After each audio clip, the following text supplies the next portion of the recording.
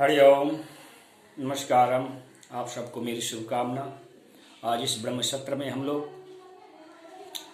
प्रदक्षिणा हिंदू परंपरा के अनुसार देव पूजन कार्यों में या मंदिरों में जब भक्त जाते हैं तो वो प्रदक्षिणा करते हैं। षोडशोपचार में भी प्रदक्षिणा का महत्व बतलाया गया है, उसको सम्मिलित किया गया है। तो प्रगतम दक्षिणम इति प्रदक्षिणा ऐसा कहा गया है। तात्पर्य यह है कि आपके दाईं ओर से देव विशेष की परिक्रमा करना आपकी प्रदक्षिणा कहलाती है। आप इस तथ्य का विज्ञान सम्मत, अध्यात्म विज्ञान सम्मत क्या आधार है, इस संदर्भ को इस ब्रह्म सत्र में हम लोग जानेंगे। पंडित जी कहते हैं कि यानी कानि च पापानि जन्मांतर कृतानि च तानि सर्वाणि नश्यन्तु प्रदक्षिणा पदे पदे। तात्पर्य, ज्यों ज्यों हम लोग भक्ति के मार्ग पर एक एक कदम परमात्मा को ध्यान करके प्रदक्षिणा करते हैं, त्यों तो हमारे पाप का क्या हो जाता है, नाश हो जाता है। तो क्या वास्तव में यह सिर्फ भावना है या कि इसमें कुछ विज्ञान भी है, कुछ तथ्य भी है? इस तथ्य को हम लोग को इस ब्रह्म सत्र में जानना है। आपका स्वागत करता हूं फिर से एक बार। आइए हम लोग इस अध्यात्म विज्ञान के इस रहस्य को, परिक्रमा के रहस्य को हम लोग जानें। आप जानते हैं कि ये जो मानव तन हम लोग को प्राप्त हुआ है, यह आपके सौभाग्य से प्राप्त हुआ है और इसमें चित्त विनिमय, संसार चक्र जो चल रहा है, इसमें चित्त विनिमय एक सामान्य प्रक्रिया है, आध्यात्मिक प्रक्रिया है। सुख शरीर, कारण शरीर और आपके तुरीय शरीर, इनका परिवर्तन से ही भाग्य परिवर्तन, प्रारब्ध परिवर्तन होता है। तो उसमें चित्त विनिमय संभव है। चित्त के कारण ही उत्थान पतन होता है। और चित्त कैसे विनिमय कैसे होता है? तो संगति से। जिस स्थान, स्थिति, समय, व्यक्ति और संबंधियों के कारण आपके चित्त विनिमय संभव हो पाता है। हम एक व्यक्ति दूसरे व्यक्ति से संगति करते हैं, उनके एक स्थान से दूसरे स्थान जाते हैं, तो वहाँ पे अदृश्य चेतनाएं होती हैं। तो अदृश्य चेतनाओं शरीर के जो ओरा मंडल में आपके प्रविष्ट करता है। ये संभव नहीं कि सभी की चेतनाएं, कर्म संस्कार जिसको, तो जब आप व्यक्ति जो भी कर्म करता है तो मृत्यु उपरांत जो चेतनाएं बचती है वो कर्म संस्कार के रूप में होती है। सबके कर्म संस्कार एक अनुरूप होते नहीं हैं, तो उसकी चित्त के जो संस्कार होते हैं वो भी एक अनुरूप नहीं होती हैं। तो बहुतों के साथ आपके सामोपासना, साम्य अवस्था स्थापित न हो पाती है। जब आपके शरीर में किसी सामने वाले का जिसकी संगति करती है, उसकी चेतना आपके शरीर में प्रवेश कर गया, संघात कर गया, तो आपके कोषों में, आपके देह में या फिर आपके चक्रों में, अंगों में, कहीं भी तो आपको जैसे ही वो प्रविष्ट होती है तो आपके यम नियम, ध्यान धारणा, विचार, भावना, या फिर कह लीजिए कि परंपरा, जिस परंपरा को आप मानते हैं, हिंदू हैं, तो आपके विपरीत परंपरा वाली जो आध्यात्मिक चेतना है, उसकी चित्त यदि आपके शरीर में प्रवेश किया नहीं किया, आपकी सर दर्द, माथा दर्द शुरू, इस प्रकार की जो एलर्जी तत्व हैं, वैज्ञानिकों ने कहा है कि ये आपके 504 प्रकार के आपके एलर्जी तत्व होते हैं। तो मेरी संभावना है कि इतने ही प्रकार की चेतनाएं मनुष्य के जीवन में आपके व्यतिक्रम उत्पन्न करते हैं, जिससे आपके जो अस्थायी रूप से आपको इस प्रकार की विकृति उत्पन्न हो जाती है। मानसिक दर्द या देह दर्द, थकान, इस सब की आप लोग अनुभूति करते हो। तो प्रदक्षिणा के माध्यम से आप इस सब का, या फिर तीर्थ यात्रा के माध्यम से इस चीज का निवारण कर सकते हो। आपके डॉक्टर लोग भी कहते हैं कि जब रोगी अत्यधिक रुग्ण हो जाता है तो कहते हैं कि आप प्राकृतिक स्थानों पर जाइए, पर्यटन कर लीजिए, वहाँ पर मतलब प्रवास कीजिए, कुछ दिन रहिए इस स्थान को, जिस जगह पर आप रोगी हुए हैं उस स्थान को त्याग करके नवीन स्थान पर जाइए, प्राकृतिक स्थल पर जाइए, वहाँ पे आपको इस रोग के निवारण क्षमता बढ़ जाएगी, वहाँ पे जाइए। तो ये आपके विज्ञान सम्मत बातें हुई। तो वही तरीका आपके धर्म क्षेत्र में प्रदक्षिणा का है, उसी तरह का है। जिस प्रकार रोग का उपचार करने के लिए डॉक्टर कहते हैं कि आप प्राकृतिक प्रवेश में जाइए, अपने जिस वास स्थान पे रोग हुआ उस जगह को त्यागिए। तो उसी प्रकार प्रदक्षिणा का महत्व है कि अध्यात्म जगत में आपकी जो चेतनाएं होती हैं वो आपके शरीर से संघात किए रहती हैं और स्थायी रूप से मतलब युक्त रूप से बंधी हुई नहीं रहती है। तो उसको आपके शरीर से निकालना है, तो उस निकालने की जो प्रक्रिया है उसको प्रदक्षिणा कहते हैं। संत जन कहते हैं बर भाग मानुष तन पावा। ऐसा आपके जो देवता लोग हैं, जो अदृश्य चेतना है, जो पुनर्जन्म लेना चाहती हैं, वो सब मानव शरीर देह धार या फिर कोई देह को धारण करने की चेष्टा करते हैं ताकि अपने संस्कार को अपडेट करते रहें।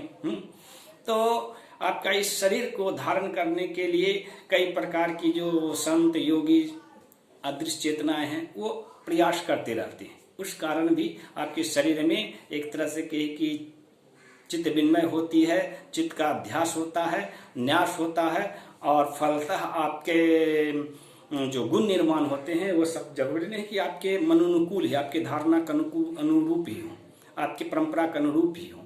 तो फलतः आपके जो ये वंश, जाति, परिवेश और आपके जो व्यक्तिगत अपना चरित्र हुआ, इस चारों की जो स्थिति में आपके सूक्ष्म शरीर कारण शरीर हैं, उस समय व्यक्तिक्रम उत्पन्न हो जाती है, जिसके कारण आपके दोष उत्पन्न हो जाते हैं, आध्यात्मिक दोष उत्पन्न हो जाते हैं। तो उसका निवारण के लिए आपके यह परिक्रमा आवश्यक हो जाती है, प्रदक्षिणा आवश्यक हो जाती है। जैसे कि आप देखते हैं कि आपका ये कोई भी गंदा आपके कम्बल होती हैं, आप पीटते हुए देखते होंगे, रोड पे आपके पीटते हुए देखते होंगे किसी को, जिसके कारण जितने धूल कण होते हैं उससे निकल करके नीचे गिर जाते हैं चट्टी को।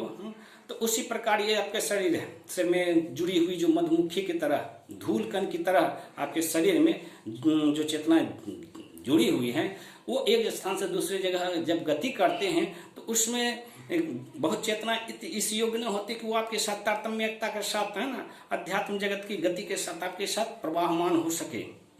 तो उस स्थिति में कुछ चेतनाएं रास्ते में ही गिर जाती हैं या फिर दूसरे शरीर में प्रवेश कर जाती हैं, और कुछ चेतनाएं जो आपके साथ गंतव्य तक पहुंच, लक्ष्य तक पहुंच भी गए, तीर्थस्थान दूरस्थ स्थानों पर पहुंच भी गए, तो वह आपके औरा मंडल से उसकी दूरियां बन जाती, मतलब थोड़ा सा पकड़ ढीली हो जाती है। पकड़ ढीली हो जाती है तो आपको सुख का अनुभूति होती है, आपका दुख दुर्भाग्य कम हो जाता है। तो प्रदक्षिणा का ये महत्व है। अब हम आपको बतलाएंगे कि आखिर किन देवताओं को बतलाया गया है कि प्रत्येक देवताओं के लिए अलग अलग प्रदक्षिणा का विधान बतलाया गया है आपके शास्त्रों में। तो उसका क्या रहस्य है? ध्यान देने योग्य तथ्य है कि चित्त मानव देह की कोष, चक्र, अंगों पर अध्यास न्यास करती है। सभी मानव की धारण क्षमता भिन्न भिन्न होती है। आसन को भ्रष्ट कर रोग उत्पन्न करने वाली वासनात्मक चेतनाओं को अपने कवच ओड़ामंडल से हटाने के लिए उपासक कितनी परिक्रमा करे, कितनी प्रदक्षिणा करे, यह आत्मिक सूक्त देवतीर्थ विचार में उल्लेखित है। इसके अनुसार एकाचंडिया रवे सप्ताह तिस्रः कार्या विनायकी हरेश्चतस्रः कर्तव्या शिवस्य अर्ध प्रदक्षिणा। स्थान, स्थिति, व्यक्ति, संबंध से संबंधित दोषों का निवारण का यह इस श्लोक के माध्यम से किया गया है। स्थान से संबंधित दोष का निवारण के लिए सूर्य परिक्रमा का विधान है, सब परिक्रमा का विधान है।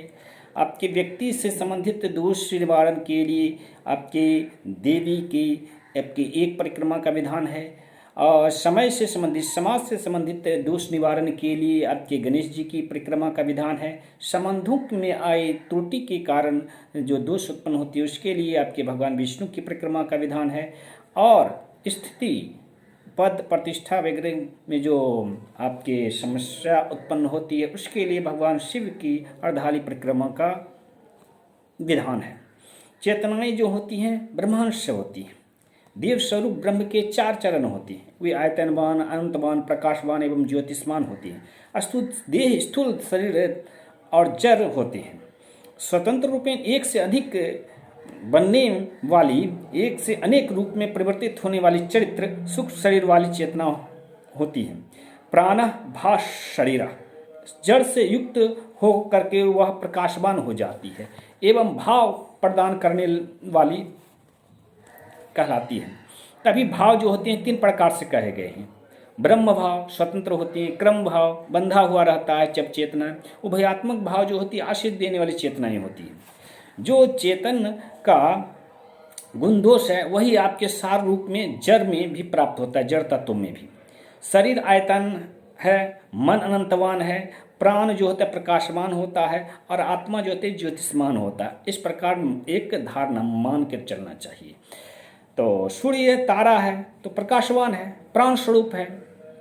तो सबसे पहले हम आपके स्थान से संबंधित जो तथ्य हैं, सूर्य की सात परिक्रमा क्यों करनी चाहिए, उस पर हम लोग विचार करते हैं। वैज्ञानिकों के अनुसार प्रकाश 1 सेकंड में पृथ्वी के 7 चक्कर काटता है। सो पूर्ण संख्या जो होगी आपके 0 होती है। तो इसके आधार पर आपके इस तथ्य को रखा गया है। सब समावय मान कर पूर्णता का द्योतक 7 प्रदक्षिणा सूर्य करते हैं। यह आपके विद्वान संस्कृत विद्वानों का मानना है। पूर्णता का तात्पर्य होता है आपकी मौलिकता। रसायनविदों ने भी इसी तत्व को रखा है। जड़ तत्व को शक्ति माना है और उसकी गणना इलेक्ट्रॉन प्रोटॉन की संख्या के आधार पर किया है। जैसा कि पहले कहे पूर्व में विचार किए थे, परमाणु संख्या के आधार पर ये तत्वों को स्थान प्राप्त हुआ है। और जो मौलिक तत्व होते हैं आपके रसायन विज्ञान में, प्रकृतिस्थ जो तत्व होते हैं वो ज्योतिष्मान तत्व होते हैं। उनको F ब्लॉक में उप कक्षा में रखा गया है। F ब्लॉक यानी कि जो स्वयं पैदा कर सकते हैं एक नवीन प्रकृति की नवीन तत्व को, उसको F ब्लॉक में रखा गया है। तो 7 परिक्रमा सूर्य भी आपके हैं। सूर्य का तात्पर्य है सूयते, यह जो पैदा करता है वह सूर्य है। तो उसकी हम लोग 7 परिक्रमा करते हैं। उसके लिए आपके विज्ञान इस आधार पे आप लोग कह सकते हैं वैज्ञानिकों ने यह प्रमाणित कर दिया है। सूर्य को समर्पित है आपके 7 परिक्रमा। अर्घ देते हुए आप सूर्य की पूजा करते हुए सूर्य की आपके 7 परिक्रमा लगाएं। 7 आपके चक्र भी होते हैं जिससे आपके हार्मोनल दोष समाप्त होंगे। फलतः आपके जो स्थान से संबंधित दोष हैं, चेतनाएं हैं, वह उसका निवारण हो जाएगा। व्यक्ति से संबंधित जो दोष निवारक परिक्रमा है वह हम एक चंडी यानी एक चंडिया यानी कि देवी की परिक्रमा के एक परिक्रमा लगा के उसका निवारण करते हैं। शरीर आयतमान होता है, प्रकृति स्वरूप होता है। सूक्ष्म शरीर वर्तमान प्रारब्ध का प्रेरक कौन होती है, नारी स्त्री स्वरूप होती है, उसकी परिक्रमा का विधान है। आप प्राकृत संख्या के आधार पर यदि गणित के आधार पर जाने तो वह प्राकृत संख्या प्रथम प्राकृत संख्या 1 होती है। वो सभी संख्याओं के आधार हैं। रसायनविदों ने भी आपके S इस पर वृत्तीय जो उपकक्षा है उसको एक विभाग माना है। तो उस आधार पे हम लोग एक परिक्रमा करते हैं। अब हम लोग एक का चंडिया रवि सप्ताह तीसरा कार्य विनायकी गणेश जी की परिक्रमा क्यों करें, तो वो गणेश जी जो हैं आपके समाज समय के प्रतिनिधि हैं, गणाध्यक्ष हैं। तो उनसे उत्पन्न दोष का निवारण उन परिक्रमा उनको करनी चाहिए।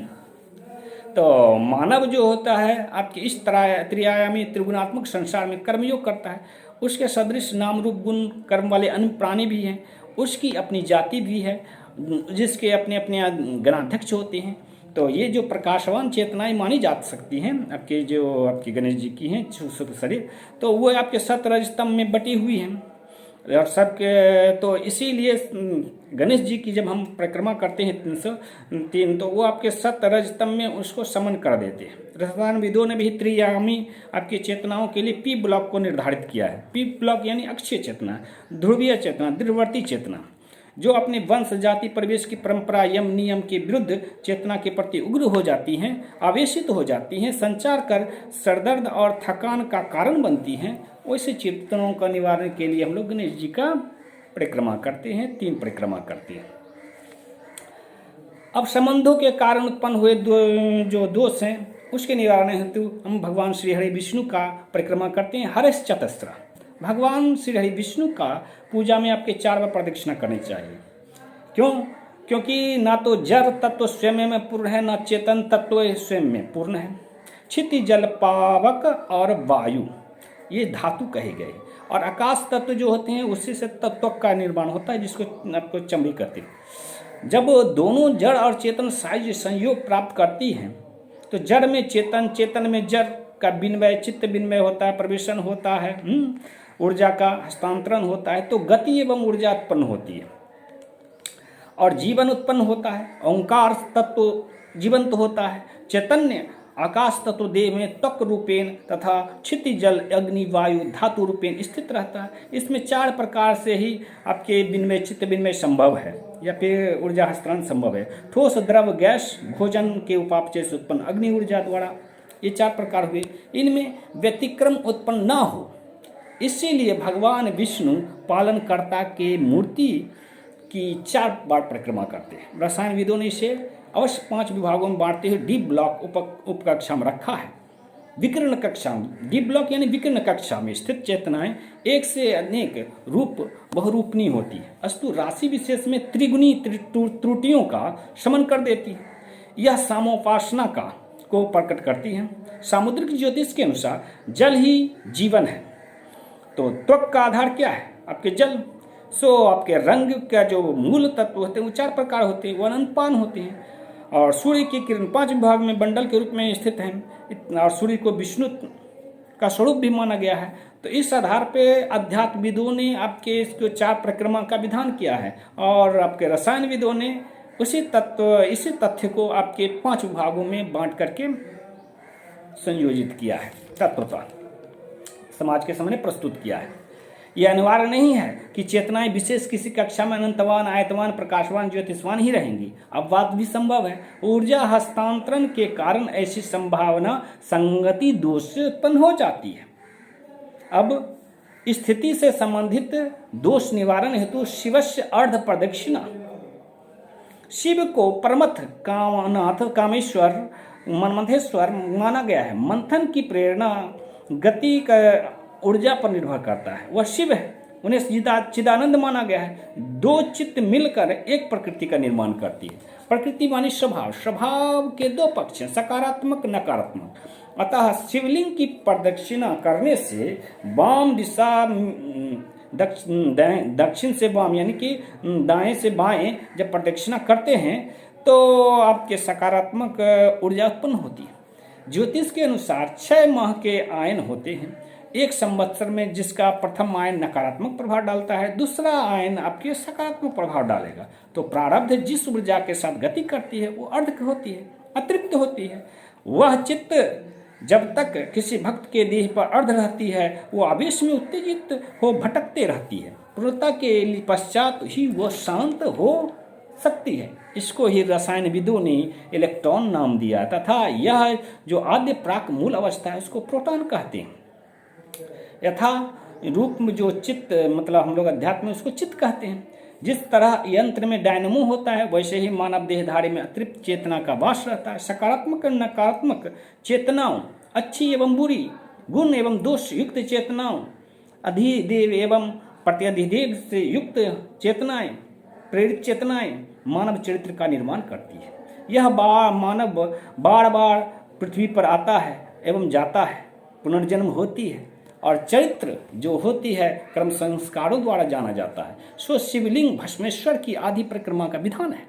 अर्ध सोम सूत्रांतम इति अर्थम शिवः प्रदक्षिणी कुर्बना सोम सूत्र न लंघ्यते इति वाचनांतरात्।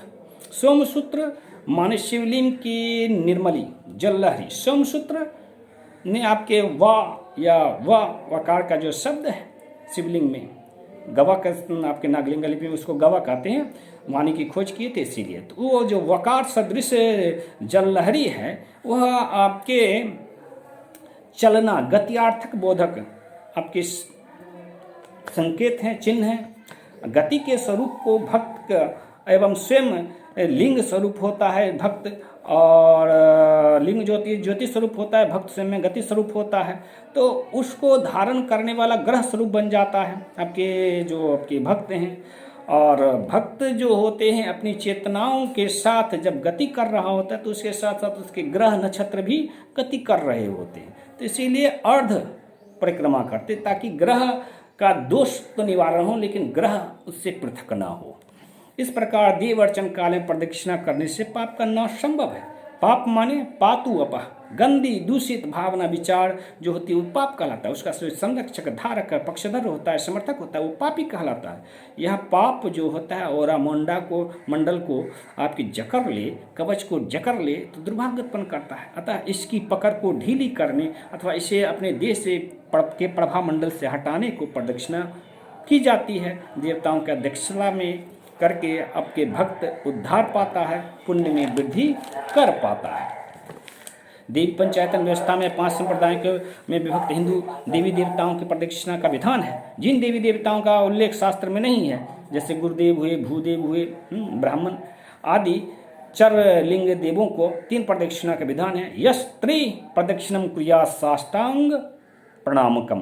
पृक्षादि जो आपके स्थावर लिंग है उनकी 108 परिक्रमा कर लें या फिर 1 परिक्रमा कम से कम करना अनिवार्य होता है।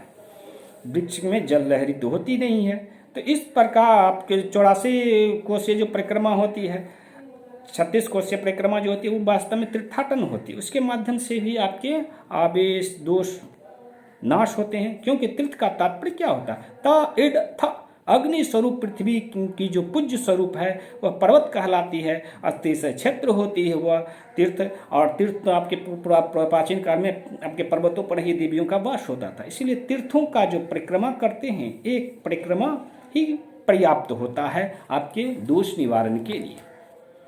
धन्यवाद।